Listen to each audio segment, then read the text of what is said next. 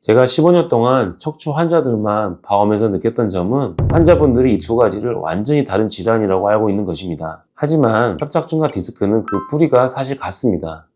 안녕하세요. 15년차 척추수술 애골수 장근수 원장입니다. 오늘 협착증과 디스크 어떤 점이 같고 어떤 점이 다른지 설명해 드리도록 하겠습니다.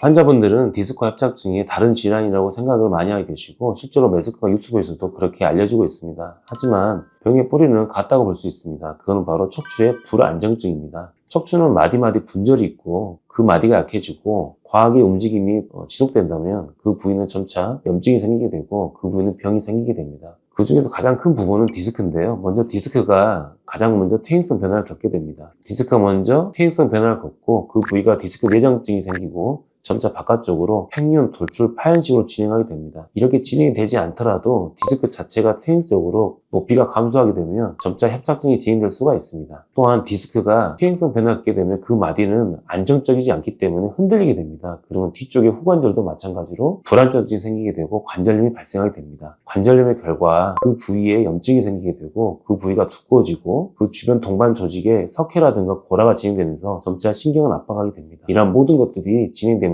척추관 협착증이 발생하게 됩니다. 따라서 디스크관 협착증 간의 병의 뿌리는 약해진 척추 분절의 불안정증으로 인한 염증이라고 볼 수가 있겠습니다.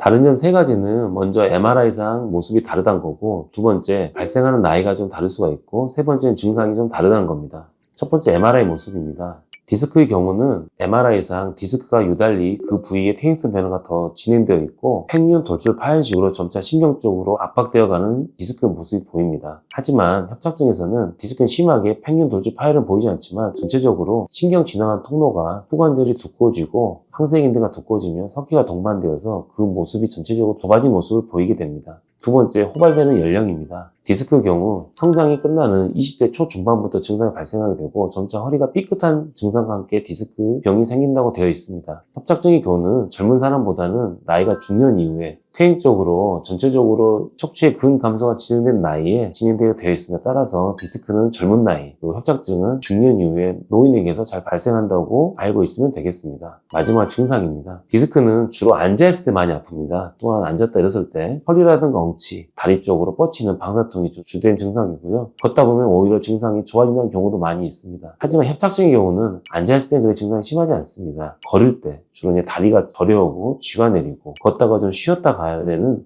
신경성 파행이 주된 증상이 되겠습니다. 이러한 차이점들이 디스크 협착증을 나누는 실제적인 임상적인 구별점이라고 볼 수 있겠습니다.